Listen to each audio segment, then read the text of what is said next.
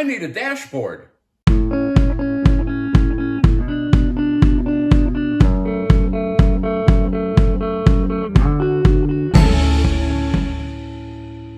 Welcome to Robert's British Cars. This is part 12 in the series, The Restoration of the 1952 MGTD. In this part, we're going to get the new dashboard ready for installation. In part 10, I asked the question, should I go for the burled walnut or go with the vinyl covered plywood? The response was huge. Overwhelming choice, burled walnut. Here's a couple of my favorite responses. Go with the burled walnut because Bob stands for big on budget. Another favorite was go with the vinyl covered plywood. It's an MG, not a Jaguar. I went on the internet looking to purchase a burled walnut dashboard. Out of stock, out of stock, out of stock, out of stock, out of stock, not available. Don't worry, I had an idea. I know, beginner's luck. No, what I did is I bought the plywood dashboard and a little can of walnut stain. See where I'm going with this? I'm going to stain the plywood dashboard walnut, and we'll see how it comes out. If it comes out crappy, not to worry, I can cover it with vinyl. And here's where we are so far in the staining process. This is our plywood dashboard. Standard issue. We're looking at the back of it here and my attempts at trying to stain the plywood dashboard. This is all the same stain. This didn't cover very nicely. This is blotchy. This is really blotchy over here. And after this horrible attempt at trying to stain, I decided to read the directions on the can. So after reading the directions on the can and consulting the internet, I've developed a plan. Ooh, scary stuff. I'm going to try a dark walnut stain that I just bought. It's brand new, unlike the stain that was sitting on the shelf in my garage for about 4 years. Also, it suggested using a pre-stain to seal or prepare the softer wood to accept the stain. And I think this is like a pine or something. It looks pretty soft. So we're going to try the pre-stain and the new walnut on the back of the dashboard and see how that works. So here is our pre-stain. And it says apply with the brush in the direction of the grain. That's what I'm doing, in the direction of the grain, and then we'll try it this way a little bit. Then the directions say to wipe it off with a clean cloth and wait. I'm going to wait another 15-20 minutes. I might go as far as a half hour. This little section here I haven't stained or conditioned. I'm going to try this little section with my dark walnut stain and just see how dark it is. Ooh. That's pretty dark. So that's the unconditioned area. Now we're back in our conditioned area, applying it in the direction of the grain, because that's what it says on the can. It says to let that sit for 5 to 15 minutes before wiping it off. Now over there, right here, I just wiped it off right away because the wood was not treated and I want to see how it came out. This we're going to let sit for a few minutes before wiping it off. This has been sitting now for 8 minutes. Now I'm going to wipe it off and we'll see what it looks like.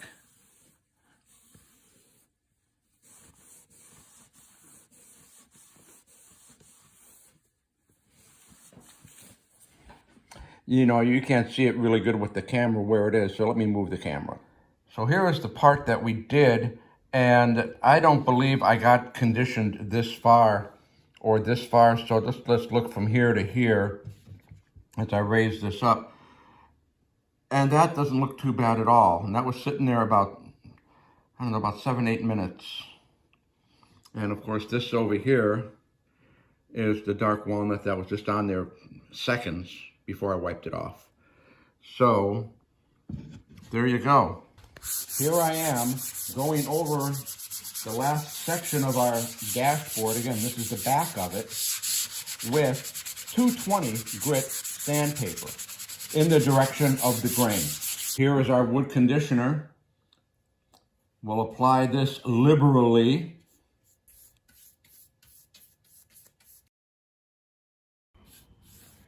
And again, this is the wood conditioner. There we go.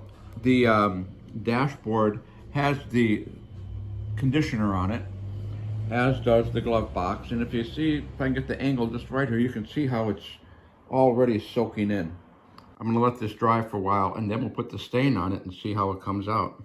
Here's our walnut stain. Here's our brush in the direction of the grain. I am putting this on liberally. I am not skimping.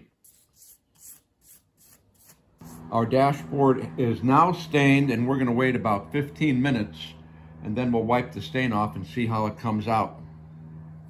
We are now, with the help of my trusty assistant, we are wiping the glove box door.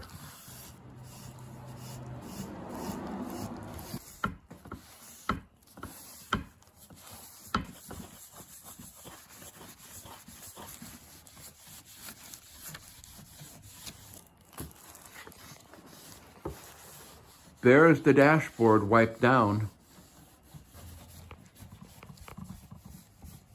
The dashboard has been stained, and I also threw on a few coats of clear lacquer. And as you can see, this came out really, really nice. I'm very happy with it. Let's take a minute now and look at the products that I used to do this. First, I sanded the dashboard down with 220 grit sandpaper. Then I used Minwax pre-stain for soft wood, because I think that this dashboard was pine. Then I used the Varathane dark walnut wood stain. So it's kind of a walnut dashboard. And then finally, I put about 4 or 5 coats of Krylon clear glaze lacquer to give it the shine. So to do a quick review, here's our shiny dashboard, and here's our shiny parts that go around it.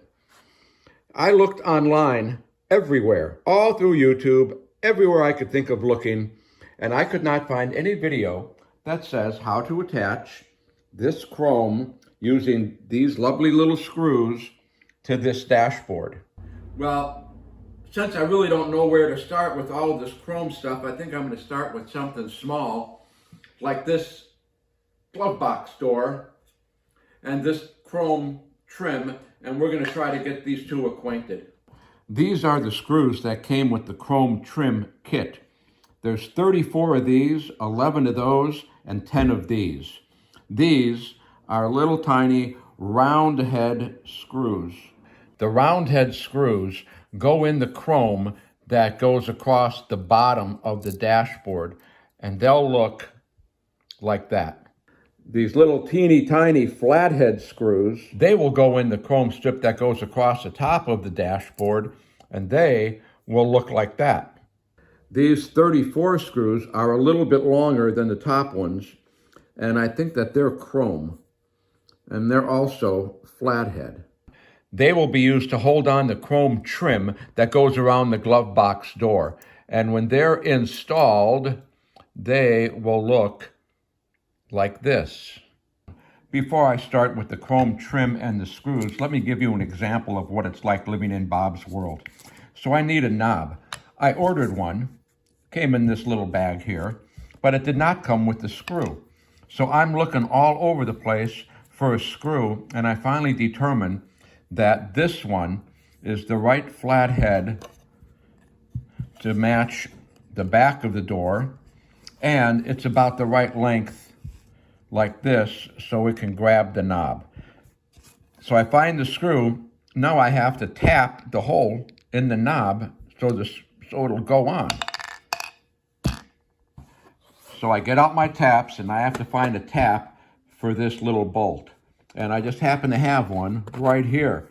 How do we know? Well, I'm just going to try to line them up like that, and no, that looks like it'll work. Now all I have to do is tap the hole in the knob with this tap. I don't want to put the knob in the vise because it's plastic. But since it's plastic, maybe I can put the tap in the vise and just turn the knob. There, I turned it all the way in there. And let's go see if it works. So here's our screw and our knob. Oh, look at that. The knob goes right on very nicely. Let's see what happens if we put it in the door. Oh, it won't fit. I guess I have to drill out the hole a little bit bigger. Here's our screw. Perfect. We'll put the screw in the hole. Then we'll see if the knob will go on far enough. And of course it won't. The screw is too long. What does this mean? It means I have to cut this screw shorter with a hacksaw. So here's our screw in the vise. And the difference between me and an engineer is an engineer would have to get out the micrometers and measure this about 6 or 7 times. Me, on the other hand, is going to go, that looks about right.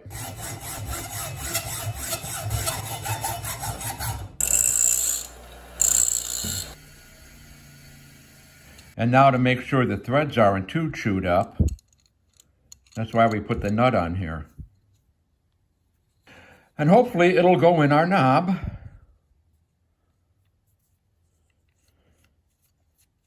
Okay, let's put it in the door. There's the door. There's our screw. Here's our knob.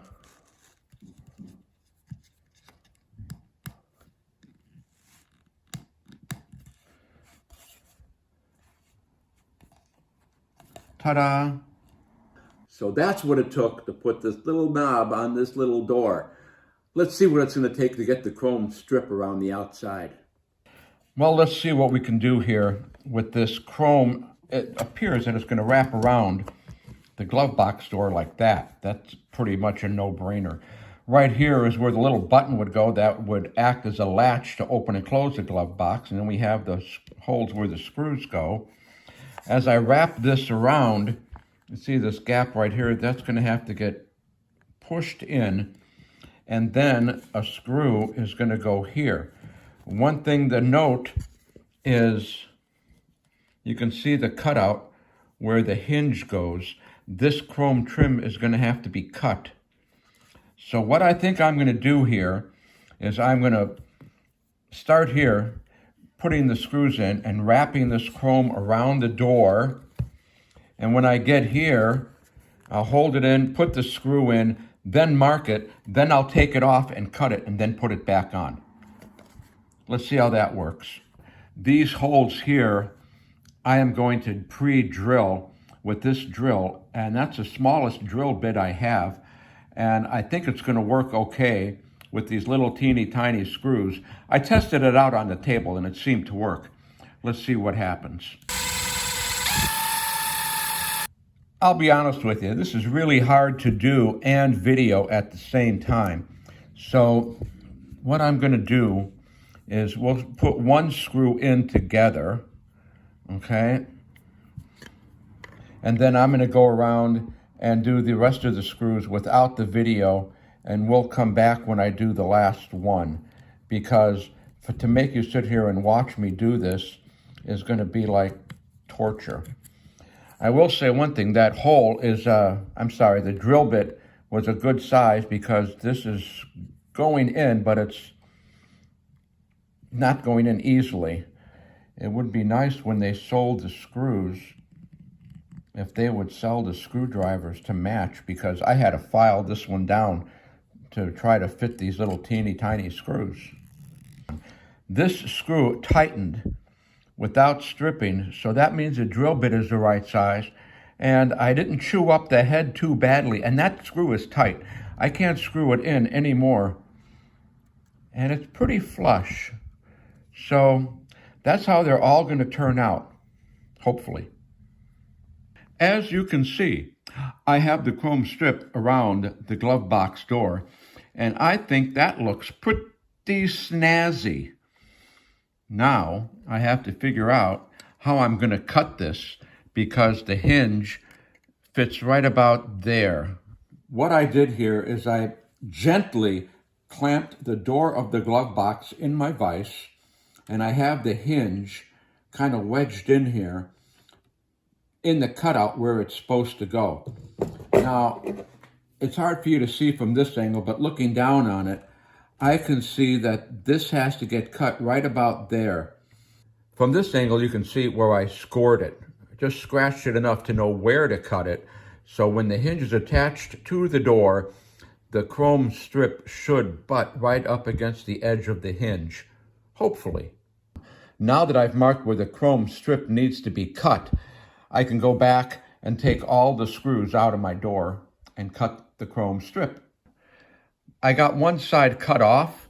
You can see how I cut it with a hacksaw. And I'm just going to have to touch this up gently with a file. Now, I'm going to try to put the chrome trim inside the glove box door like this.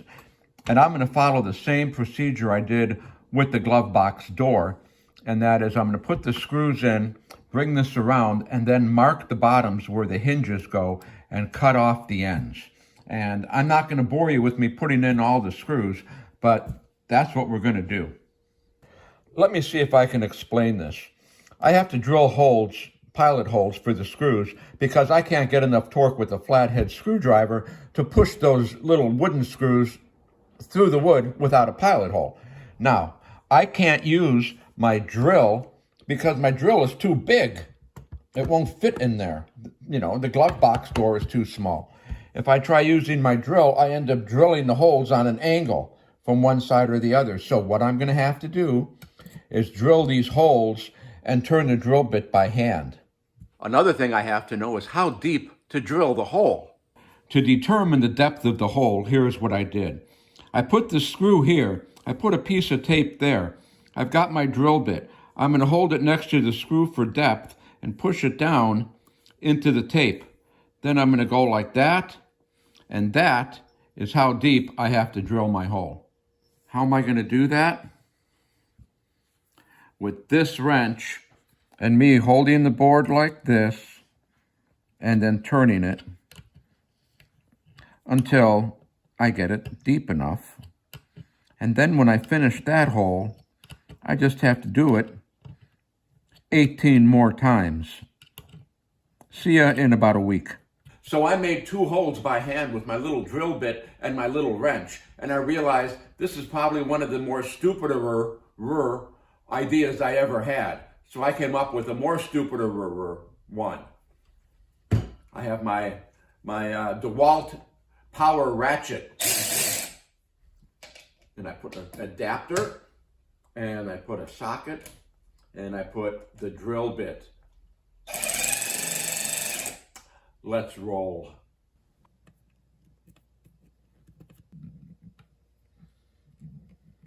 And here we have the dashboard part of the glove box chrome with the hinges installed. Well, now that I've spent a few days messing up that glove box door, let's see if we can mess up this chrome strip that goes along the top of the dashboard. What I'm going to do is use this hole right here in the middle of this long piece, and I'm going to put it right in the middle of the dashboard and then work the ends around. We have to line up this little hole right with the middle of the dashboard like that, and then to hold it in place, I've got a couple of these.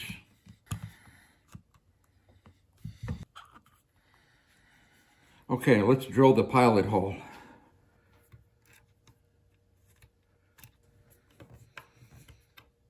I have the middle screw in, and I have the 2 next to it in.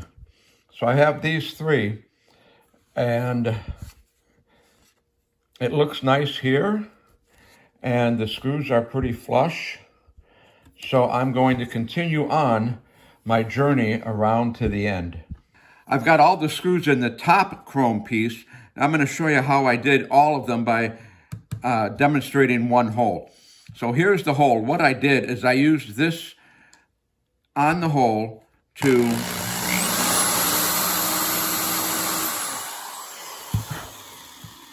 cut an angle for the head of the screw to rest in. Then I took my drill bit on here and lined it up as close to the middle of the hole as I can.